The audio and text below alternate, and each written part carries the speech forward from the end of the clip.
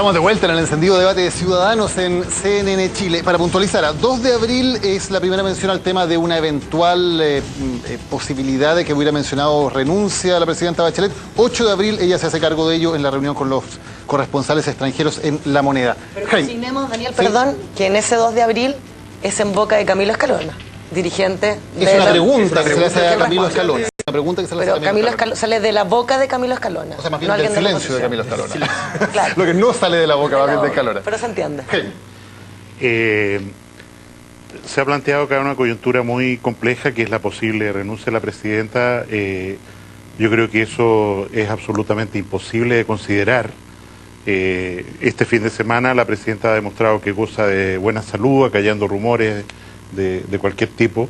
Yo mismo hoy día publiqué en el diario El Mostrador un video defendiendo a la presidenta respecto a su conocimiento del caso de Cabal. Lo peor que le podría pasar a Chile, por supuesto, es que hubiera una renuncia, una situación de desbalance, de enredo constitucional, como sería que la presidenta renunciara y hubiera que reemplazarla antes de que termine su periodo el año 2018. De manera tal que yo creo que hay que dar vuelta a la página de este tema. No da para más, la presidenta va a seguir gobernando.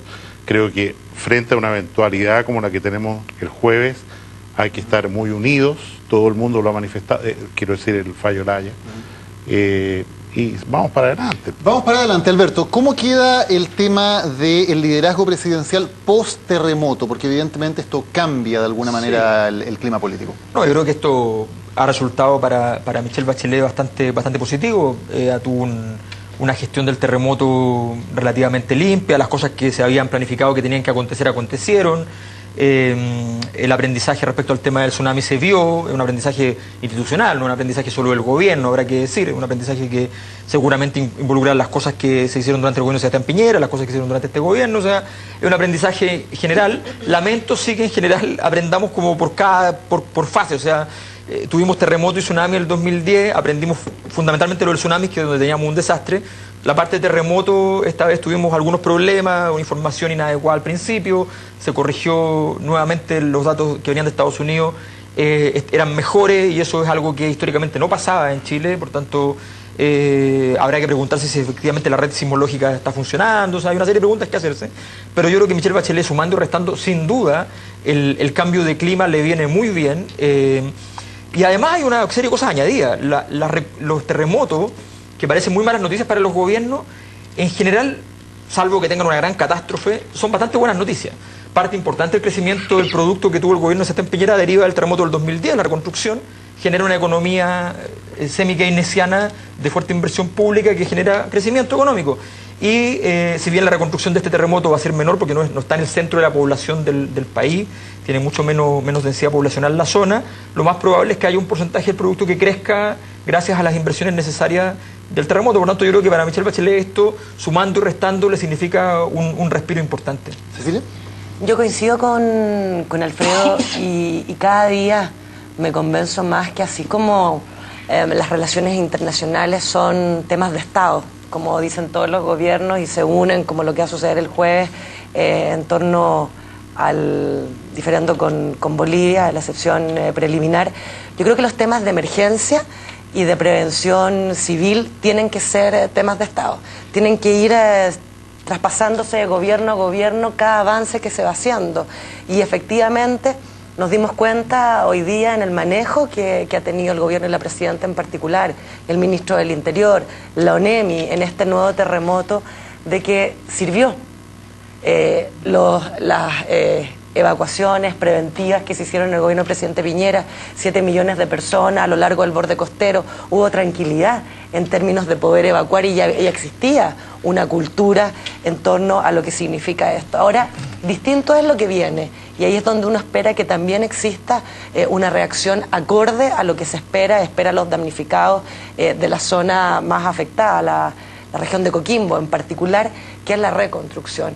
Y ahí los gobiernos de la presidenta Bachelet nunca han demostrado buena gestión. Yo creo que es una gran oportunidad para lo que viene, de que con esto también de vuelta, así como dio vuelta lo del 27 de febrero del 2010 en manejo de una crisis, un terremoto con un tsunami, pueda demostrar que su gobierno también es capaz de reconstruir. Sí, mira, yo voy a arriesgar una hipótesis, puede que me equivoque, ¿eh? Efectivamente, esto es una oportunidad importante para el gobierno. Y a mí me parece que la presidenta Bachelet ha encarado bien, personalmente, corporalmente, ha enfrentado la crisis yendo a terreno con escasísima seguridad, dicho sea eso. Y eso creo que está tomando riesgos que son dignos de elogio. Pero desde mi punto de vista, aquí es donde viene la hipótesis que arriesgo. Esto va a ser un veranito San Juan, o podría ser un veranito San Juan en el siguiente sentido.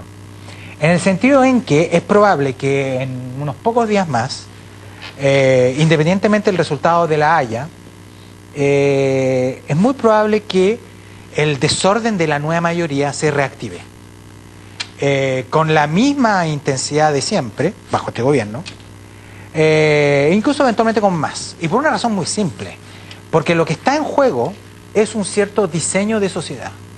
Y es una disputa por la hegemonía de las ideas, que la derecha la está perdiendo por paliza, pero en donde se están enfrentando al interior de una misma coalición dos alas, si ustedes prefieren, o dos sensibilidades diferentes, que para lidiar con ellas se requiere de una gran capacidad, de un gran liderazgo político para poder armonizar dos extremos que tienden a rechazarse mutuamente, recíprocamente. De hecho, la virulencia del tono intra-nueva mayoría es, yo nunca la había visto. Algunos retrotraen el problema actual al antiguo debate de fines de los 90 entre autoflagelantes y autocomplacientes. Yo considero que es una tontera, no tiene nada que ver. Porque el nivel... Eso era un debate. Eso fue un debate. Claro. De hecho, fue abortado así. Claro. Por Eduardo Frei, porque en algún momento se aburrió y dijo hasta aquí llegamos y se acabó el debate. Digamos. Esto es mucho más profundo. Porque aquí la presidenta encarna un programa de reformas y de transformaciones que es el más avanzado que hemos visto desde 1990. Pues bien, la principal amenaza a esa impronta, a esa profundidad del proyecto reformista está dentro y no fuera de la nueva mayoría. Jaime, ¿estás de acuerdo con eso de que la derecha se queda un poco fuera de esta colisión de Como proyectos? dije alguna vez en este mismo lugar, la derecha hoy día no tiene existencia, no tiene un proyecto, no tiene la unidad suficiente, hay N candidatos que parecen que quieren ser presidente y en ese sentido efectivamente tiendo a coincidir con Alfredo de que la pugna esencial por el control político, el control de las ideas, está en este momento jugándose en la nueva mayoría, en una forma bastante cruenta. Y respecto a este veranito de San Juan, perdón que me apropie de ya que estamos en primavera, de tu expresión, tiendo a coincidir con una argumentación mucho más simple. Es como, en un sentido heideggeriano, que nosotros hubiéramos sido arrojados al mundo como país y vivimos de ruido en ruido, en ruido, en ruido, y nada dura. O sea, efectivamente, de aquí a 3 días vamos a estar hablando de La Haya, el otro fin de semana no sé qué vamos a estar hablando. O sea, como que las circunstancias nos viven desde fuera como país y es muy difícil mantener el rumbo, el liderazgo, si no hay una coalición política fuerte, que la nueva mayoría no lo es, detrás de la presidenta, y con una presidenta que ojalá repunte un poco dentro de la reconocimiento ciudadano en las encuestas la próxima semana, pero que evidentemente, creo yo, se va a encontrar con otros traspiés a lo largo de los días o semanas que vienen. La pelea dentro de la nueva mayoría o concertación 2.0, que son las dos almas que están en juego en este momento, es muy dura. Y yo creo que en la medida en que se acerquen los periodos eleccionarios, alcaldes el próximo año, eso va a ser a cuchillo. Por lejos, el tema más comentado hoy, al menos, es un tema que puede parecer anecdótico, pero el más comentado hoy es lo del senador Pizarro y su viaje al Mundial de Rugby. Recordemos que Pizarro es senador por la región de Coquimbo. Él viaja después de haberse producido el terremoto. Ex seleccionado nacional de rugby, de hecho, sí. Jorge Pizarro. Hay una cosa con los políticos rugbyistas, ¿eh? Pizarro, Alamán, en fin. Sí, hay varios. Sí, claro, fue, por cierto. Sí, en pasado lo voy a decir. No, pero los dos fueron, claro. Yo fui testigo cuando le iba a hacer un tackle al senador Navarro en el hemiciclo y me interpuse entre ellos. Navarro tenía todas las de perder, el pronóstico era muy malo. Pero parece que se hizo un autotackle, yo no sé si eso existe en rugby, pero da la impresión de que fue más bien esa la jugada, ¿no? No, sin duda es un error significativo, no cabe ninguna duda de que se metió en un lío prácticamente, además de un modo muy obvio, o sea, una situación que es insostenible. Parecía que, lo que pasa es que yo creo que se acostumbran muchas veces cuando de repente cometen errores y no tienen consecuencias. Lo que le pasó con el tema del pisco en la reforma tributaria no le pasó mucho.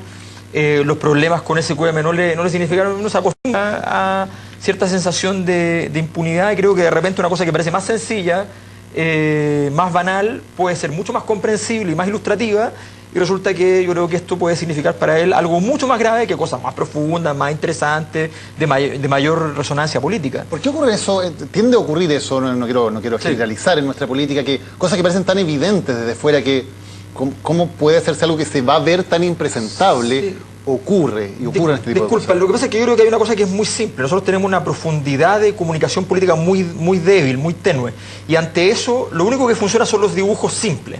Cuando el dibujo es simple, cuando uno dice, oye, yo estoy denunciando a los políticos del abuso de las empresas, y después descubro que los empresarios resulta que financian a los políticos, yo hago el dibujo completo y digo, entonces este problema es grave. Ahí tengo el dibujo. Los chilenos necesitamos el dibujo muy claro porque los noticieros no dan noticias. ¿Ya? La prensa escrita, en general, nos encontramos con un manejo comunicacional, y a los chilenos no les importa la política además. Entonces, frente a esa situación, obviamente, necesitamos que nos hagan un dibujo. Y el dibujo son los mails clarísimos, como el de Moreira y cosas así.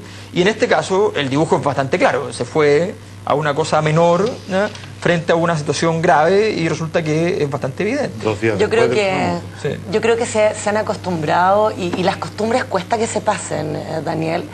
La mayoría de los parlamentarios a creer que tienen cierta protección, y la protección viene dada por el gremio.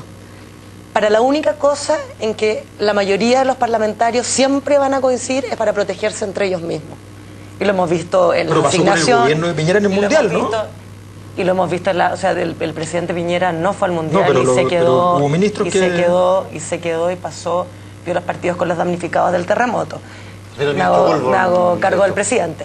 Pero en este caso del senador Pizarro, él me da la impresión que sintió que bastaba con subirse al avión presidencial con la presidenta Bachelet, que lo hizo, o sea, lo hizo, hacer el paseíto, ¿verdad? El paseíto que es como también es como protocolar, dar algunas manos, un par de besos, abrazar a la señora, y con eso salía Una guagua, disparado, a la tele. y con eso salía disparado, ¿verdad?, al Mundial de Rugby, que le tiene que gustar mucho, me habría encantado estar y viendo el jaque de Nueva Zelanda, qué cosa más entretenida, pero siento que su responsabilidad y su deber claramente en esos minutos es con sus electores. Uno se puede preguntar qué puede hacer, va a ayudar con la pala, va a ayudar...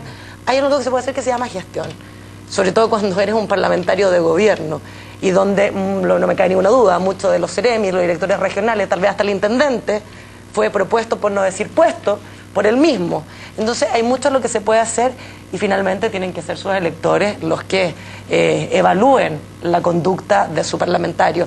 Como muchos creen que está recién reelecto, y a muchos les pasan, creen que la memoria es frágil y el olvido va a ser... De aquí al 2021. Claro, sí, de ahí pero- el olvido va a ser Sí, creciente. pero la pregunta que formula Daniel sigue en pie. ¿Por qué estas cosas ocurren? Y solo para terminar, Alfredo, yo creo, y voy a insistir porque lo he dicho en este programa, que Chile cambió. Y muchos personajes que participan activamente en la política no han entendido ese cambio. Sienten que cumplir con la ley es el techo.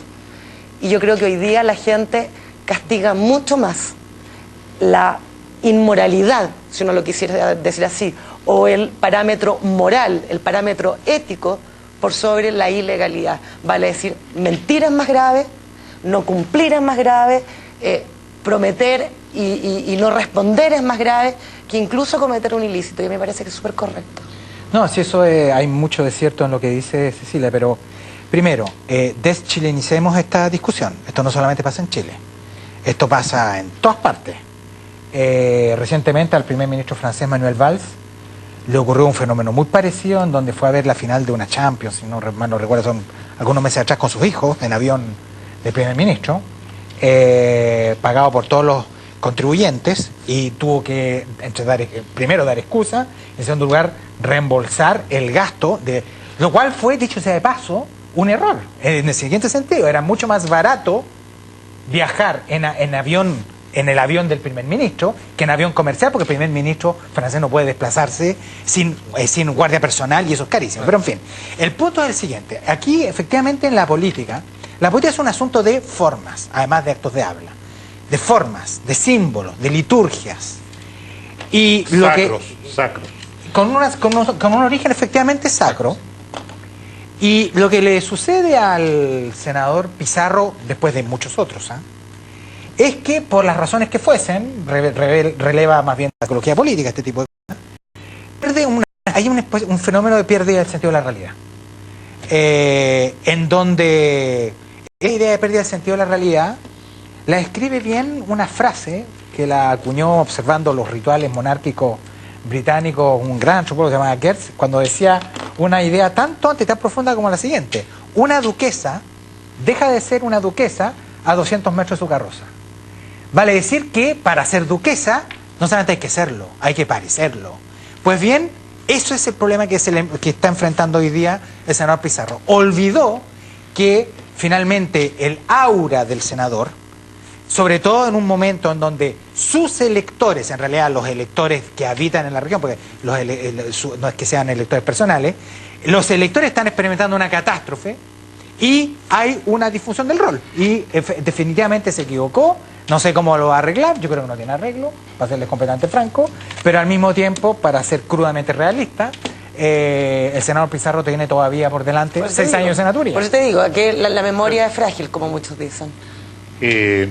Yo creo que más allá, haciendo zoom out respecto a la situación del senador Pizarro, creo que en Chile tenemos una gran oportunidad de chilenizarnos, en el sentido de que estos fenómenos que antes estaban en la impunidad, en el secreto, porque no se sabían, no se conocía que la persona viajaba, hacía esto o lo otro, y lo dije antes para el cardenal Esati, ya no es posible. O sea, en Chile hoy no es posible que una autoridad pública se mueva sin que la gente opine y sepa. El secreto no existe. Y seguir el paradigma que ha cruzado nuestro espectro político por muchos años, de que el secreto es posible, yo creo que es un paradigma que hay que romper. Y no es que terminó, está finito. Y creo que en ese sentido hay dos valores o dos entes que son fundamentales. El primero, dado que estamos en el Día del Trabajador de la Radio, y mandamos un saludo a todos, a ti también, que eres trabajador radial, Cecilia, a ti también, tú también, Alberto. Somos trabajadores radiales, estamos... Felicidades a todos. Pero a lo que vamos, es que la prensa hoy día es implacable con cada cosa que huele a secreto. Estalla, o sea, donde huele una cosa que está como oculta, ¡fum!, los medios de comunicación lo van a iluminar con un foco LED moderno y va a hacer que estalle. Y segundo, la democracia directa, no a través de representantes que representan las redes sociales. Tú decías en Twitter hoy día, una de las cosas más comentadas es esto del senador. Es así, la opinión pública está alerta y yo creo que hay que decirlo al revés de lo que la mayoría de la gente piensa. Es una crisis para bien. O sea, que nos permite sanar, que nos permite tener una clase política más transparente, más obligada. Y de hecho, después de la propuesta de Engel, con muchos dientes apretados de los propios parlamentarios, yo creo que van a salir formalmente allí algunos acuerdos que hagan que efectivamente este 3% del que goza de aprobación los partidos políticos, o el 15, 16 o 14, lo que fuere el Parlamento, tiene que subir, y si no sube estamos en un problema muy grave. No estoy seguro que esto sea para bien, permítanme discrepar en esto, porque una sociedad hipertransparente es una sociedad que se presta al voyerismo, es una sociedad que puede terminar en la condición malsana. Claro. Sí. Por lo tanto, si bien efectivamente todos aquellos que quieren ser candidatos a algo, por la vía del sufragio universal y eventualmente ganarse el favor del príncipe si quieren ser ministro, van a tener que pensarla varias veces, digamos, porque esto implica dos cosas. Implica una renuncia finalmente a dimensiones humanas, la condición humana también está hecha de bajas pasiones, a la dimensión humana básica, arcaica, que no es llegar y hacerlo y lograrlo. Y en segundo lugar, porque yo sé que esto es súper incorrecto lo que voy a decir, pero la alta política, que suena ya mal hablar así, pero la alta política existe, hay momentos en que la alta política demanda discreción. Exige, no quiero decir secreto, porque suena también horrible, pero exige moderar la hipertransparencia. Yo creo que el caso de Pizarro efectivamente es un caso reprobable, da las formas a las cuales, da las formas políticas que infringió.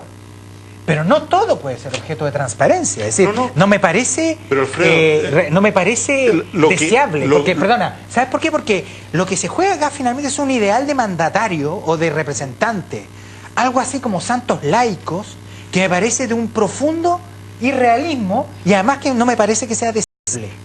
No, a lo que voy es, te veo deprimido. Hoy día yo creo que vamos para bien, que vamos a un mejor país, y a lo que voy es que aquellas cosas que se dice van a ser privadas, se debe declarar que son privadas. O sea, vamos a hacer esta negociación con otro país y lo vamos a hacer privadamente por las razones que tú... O vamos a hacer esta sesión del Congreso sobre defensa, lo vamos a hacer privadamente. O el encuentro famoso del gobierno, ¿no es cierto?, el cónclave famoso, se dijo, esto va a ser en secreto, sin prensa, etc. Lo que no soporta la opinión pública y la prensa es, hagamos como que no se sepa, cuando en realidad no se declaró que iba a ser. Ya estamos en el tiempo, solamente nos queda tiempo para algo muy importante. El Giuseppe Verdi de este programa, Alberto Mayor, va a hablarnos de ópera. Sí, bueno. ¿Vas a cantar? No. Yo sé que a la gente le interesa la ópera y la ópera política en particular. Yo sé que ya el 90% se fue el canal. El viernes, sábado y domingo en la Feria Chaco, en la estación Mapocho. El viernes a las 8 de la noche y el sábado y el domingo 3 veces desde las 6 de la tarde en adelante. Va a estar una ópera política, un fragmentito de 10 minutos de una ópera que se monta completa el próximo año. Esta vez sobre una pieza sobre Angela Merkel. A la gente que le interesa la política internacional, además, ya quedó menos todavía, yo lo sé, pero si usted quedó, puede ir el viernes, sobre todo, es abierto, es afuera de la estación, es gratis, por tanto, no hay que pagar la entrada a la Feria Chaco, el sábado y el domingo es adentro, así que si usted quiere ir a la feria, puede pasar también a ver esta obra. Está compuesta por Miguel Farías, que es un gran músico chileno, y el libreto es de mi parte, por eso estoy haciendo la promoción, así que... ¿Cómo se llama? Pero lee bien, porque se puede entender la sedición. La seducción de Ángela. La seducción de Ángela. Es una obra sobre Angela Merkel y las políticas... Es una obra sobre las políticas de austeridad de Angela Merkel. Siempre sean gratuitas y sin fines de lucro. Tenemos de calidad también, eso falta por saber. Los únicos fines que puede tener en términos económicos son opuestos, son los gastos. Porque es una crítica a la austeridad, no íbamos a hacerlo ganando dinero, o sea, tiene que ser perdiendo. La seducción de Ángela, entonces. Sí. Muchas gracias, Alfredo, Jaime, Alberto, Cecilia, por habernos acompañado hoy. Muchas gracias a ustedes también. Y esta es la que ustedes eligieron como la frase de la semana en Ciudadanos de CNN Chile. Nos vemos el próximo lunes.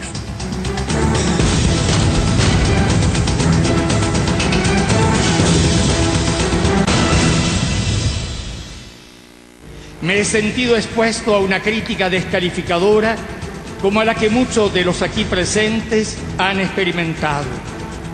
Me valgo de la oportunidad para pedir perdón a quienes pueden haberse sentido ofendidos.